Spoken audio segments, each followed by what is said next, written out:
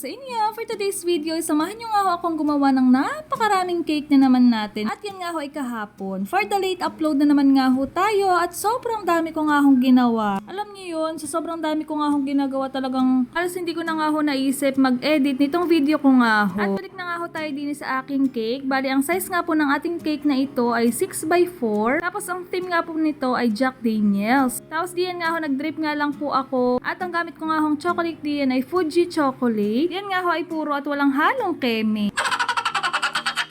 Alam nyo ka ho dati, hindi ko pa talaga to alam. Ano? Ang gulo? Ulit. Dati nga ho ay hindi ko pa nga ho alam kung paano itong drip na ito. Bali, ang ginagamit ko nga pong drip dati ay yung chocolate ganache nga ho na ginagawa ko at niluluto ko na nilalagay ko nga ho sa aking mga cake in tubs. Alam nyo ba na sobrang hirap nga ho noon kasi syempre alam naman natin na pag drip, kakaunti lang talaga yung kailangan yan. Kaya ang hirap naman magluto ng chocolate ganache pagka nga ho kakaunti. Kaya naman talagang naod nga ho ako sa mga vlogs kung paano nga ho yung perfect drip para sa ating mga cake. At yan na nga ho yung final outcome ng ating cake. Bet na bet ko din talaga pagka ganito nga ho yung mga designs. At syempre thank you paring Aaron sa pag-order. At ito naman nga ho yung ating second na cake na ginawa. Bali yan nga ho yung number cupcake. Bali ang umorder nga ho sa atin ito ay certified talaga na Chef's Baker Baby. Thank you palagi Ma'am Rose Anokaya sa pag-order. Bali nagpasa nga lang po si Ma'am ng damit ni Baby. Tapos syempre medyo ginaya na nga lang po natin para naman talagang combination sa kanyang damit. Bali padalawa ko na nga ho itong number cupcake na Christmas theme nga ho. Ay grabe talaga, sobrang lapit na ng Christmas. Ang dami na naman pera ng mga may 13-month pay.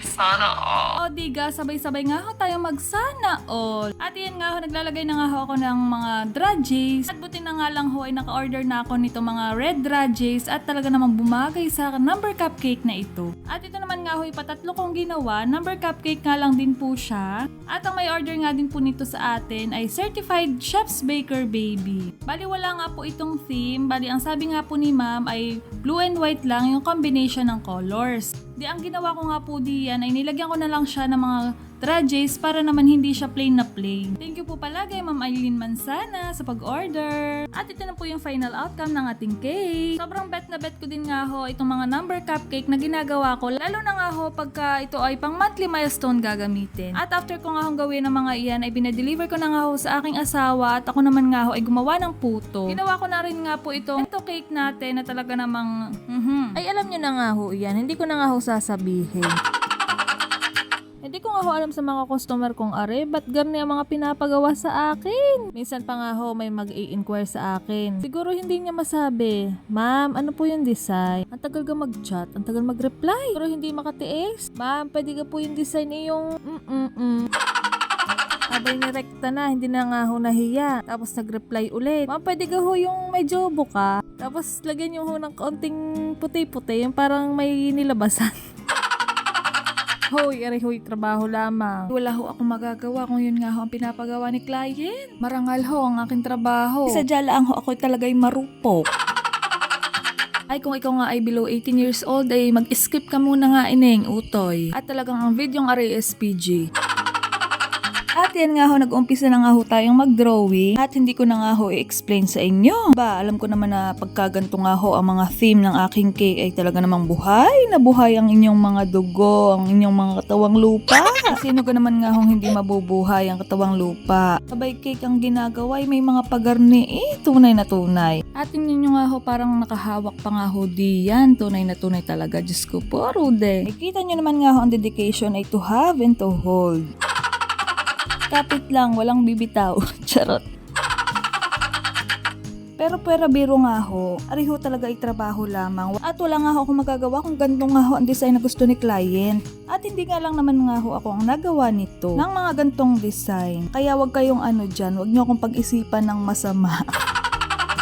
Ari na nga ho yung final outcome ng ating cake. Ari nga din po pala ay may kasama small na chicken cordon bleu. Maraming salamat po Ma'am Rufa sa pag-order. Si Ma'am nga ho ay taga-Laiya pa. At after nga ho naming i-prepare yung aming mga order, ay kami nga ho ay may pinuntahan saglit. At dahil nga po diyan ay inabot na naman nga ho kami ng gutom. Kaya naman nga ho, kumain ulit kami din sa aming bagong paboritong kainan. Diyan nga ho yan sa Kalit-Kalit. At ari nga ho yung Eat Out Tambayan na talaga namang napakasulit. Bali ang in-order ko naman po diyan ay liempo with sisig. At yung sa asawa ko naman nga ho ay sisig sisig with shawarma. Alam nyo, ganito nga ho dapat talaga ang o-orderin ko. Kaso nga ho ay gusto ko talagang itry yung iba pa nilang meal. Highly recommended nga ho talaga itong kainan na ito. Talaga namang napakasulit at napakasarap nga ho ng pagkain nila. Sabi nga namin mag-asawa, sa lahat ng nakainan namin ito yung pinakasulit. Pagka-uwi naman nga ho namin ay nagkabit na nga ho kami nitong Christmas tree at talaga namang Diyos ko, ang aking mga anak ang sabi ay wala nga daw hong Christmas din sa aming bahay. Sobrang excited na nga ho kasi nila. Naman nga ho kahit pagod ay pinilit na nga ho naming ikabit itong aming Christmas tree.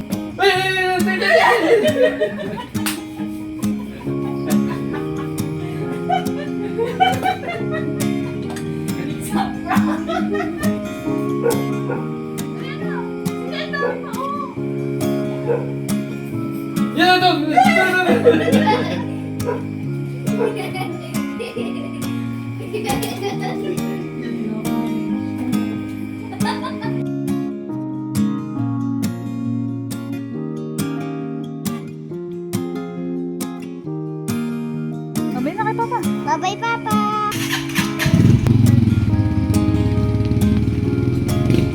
Bali diyan nga ho, nag-deliver pa nga ho yung aking asawa sa bayan at ginabi na nga ho yung pipick up ng cake. So yun lang for today's video. Babush!